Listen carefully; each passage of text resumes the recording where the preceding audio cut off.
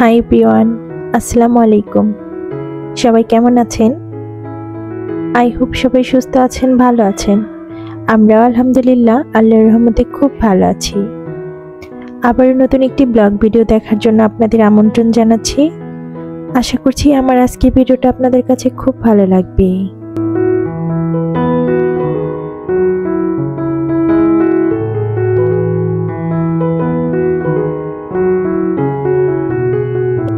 এই মুহূর্তে যে যেখান থেকে আমার ভিডিওটা দেখছেন, আশা করব একটা লাইক দিয়ে আমার ফুল ভিডিওটা কন্টিনিউ করবেন।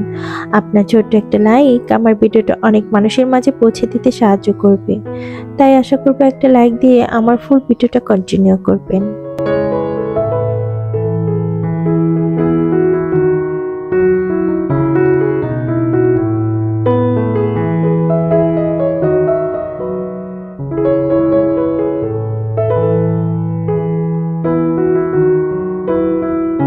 আজকের ভিডিওটা আমি শুরু করেছি সকাল থেকে আর রান্নাঘর থেকে। এখানে আমার আদা পেস্টটা শেষ হয়ে গিয়েছিল, তো এখানে কিছুটা পরিমাণ আদা আমি পেস্ট করে নিচ্ছি।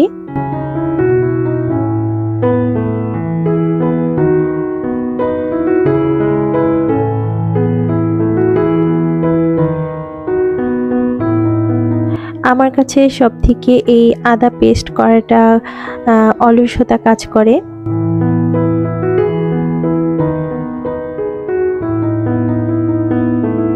বিশেষ করে সবথেকে বেশি অলসতা কাজ করে আদা ছিলা এবং রসুন ছিলাটা।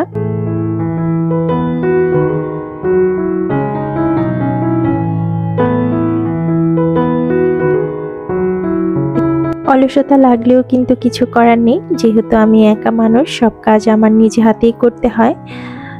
তো যাই হোক, এখানে একবার যদি আমি আদা পেস্টটা করে রাখি, আমার কিন্তু অনেক দিন পর্যন্তই চলে যায়।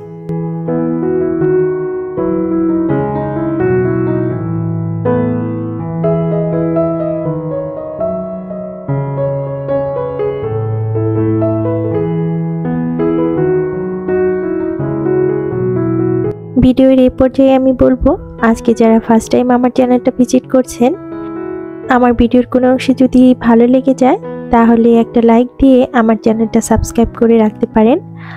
আর সাবস্ক্রাইব করে পাশে থাকা বেল আইকনটা প্রেস করে রাখতে পারেন। এতে করে আমি যখনই কোনো নতুন ভিডিও ছাড়বো, নোটিফিকেশন আপনার কাছে চলে যাবে।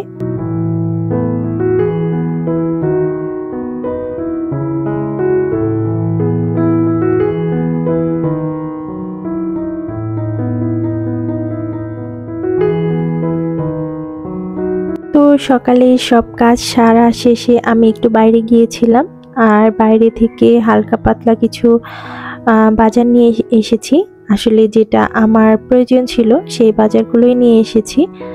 এখানে আমার কলাটা শেষ হয়ে গিয়েছিল, এজন্য কলা নিয়ে এসেছি।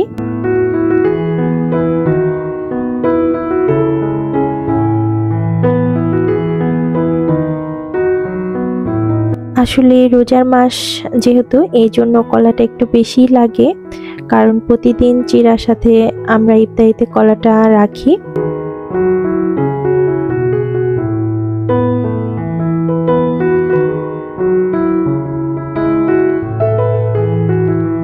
আর এখানে কিছুটা ব্রেড ক্রামস আছে আর ট্যাং আছে, যেহেতু শরবত গুলাতে হয়। আর হচ্ছে মসুরির ডালটা শেষ হয়ে গিয়েছিল, সেই ডালটা এনেছি। আর সকালে যেহেতু আমরা দুজনেই রোজা থাকি, তো আমার ছোট ছেলেটার জন্য হচ্ছে ব্রেড এনেছি, কারণ ওর জন্য আর একা কিন্তু একটা রুটি বানানো অনেক ঝামেলা, এই জন্য।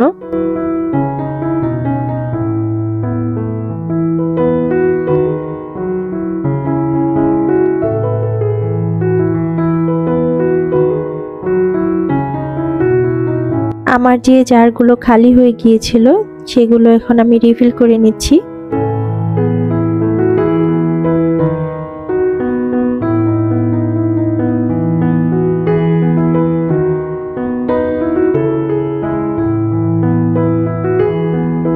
আর এই ডালটাও আমি রিফিল করে নিচ্ছি।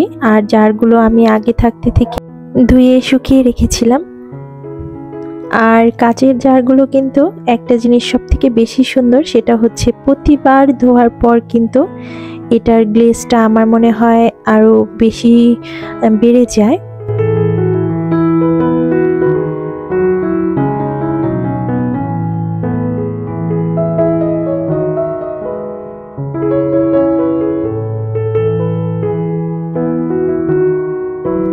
ডালটা রাখার পর দেখতে আমার কাছে ভীষণ সুন্দর লাগছিল জারগুলো। আর যখন আমি প্রতিবার এই জারগুলো পরিষ্কার করি আর মশলাগুলো রাখা হয়, আমার কাছে দেখতে ভীষণ ভালো লাগে।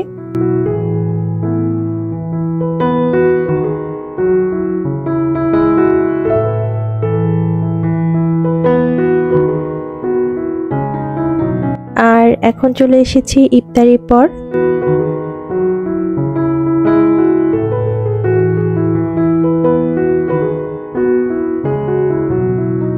আর আজকের জন্য আমি রান্না করছি সবজি দিয়ে পাবদা মাছ। যেহেতু একটু বেশি ভুনা টাইপের খাবার খাওয়া হচ্ছে, সবজিটা একটু কম খাওয়া হচ্ছে রোজার মাস আসার পর থেকে, এজন্য চিন্তা করলাম যে আজকে সবজি রান্না করব।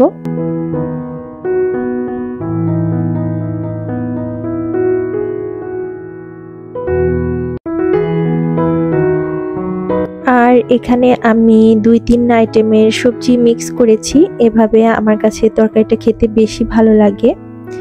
এখানে আছে পুঁইশাক, আলু, ধুন্দুল, বেগুন সব মিক্স করা সবজি। আর এভাবে সবজি দিয়ে মাছ রান্না করলে একটু ঝোল ঝোল করে আমার কাছে কিন্তু অনেক ভালো লাগে।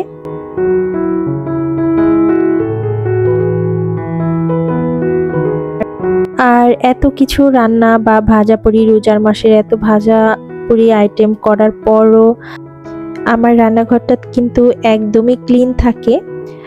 আর এই ক্লিন রাখার একটাই উপায়, সেটা হচ্ছে প্রতিবার রান্না শেষে রান্নার চারপাশটা একদম সাবানের পানি দিয়ে হালকা করে মুছে নেওয়া। এভাবে যদি মুছে নেওয়া হয় তাহলে রান্নাঘর কিন্তু একদমই তেল চিটচিটে কোনো ভাব হবে না, একদম ঝকঝকে থাকবে। আমি কিন্তু সবসময় এভাবেই রান্না শেষে সবসময় রান্নাঘরটা পরিষ্কার করে রাখি। আর এই কারণেই আমার এত ভাজাপুরি আইটেম বা এত রান্নার পরও কিন্তু আমার রান্নাঘরটা একদমই ক্লিন থাকে, কোনো তেল চিটচিটে ভাব থাকে না। আর এদিকে কিন্তু আমার রান্নাটা হয়ে গিয়েছে। আর চুলাটা যখন একটু ঠান্ডা হবে তখনই কিন্তু আমি চুলাটা এবং চুলার আশপাশটা ক্লিন করে নিব। তো এই তো আজকের ভিডিও এই পর্যন্তই। ভালো থাকবেন সবাই, দেখা হবে পরবর্তী নতুন কোনো ভিডিওতে। আমাদের জন্য দোয়া করবেন। আর আপনাদের কাছে যদি এই ধরনের লাইফস্টাইল ভিডিও ভালো লেগে থাকে তাহলে আমার চ্যানেলটা সাবস্ক্রাইব করে আমার পাশে থাকতে পারেন।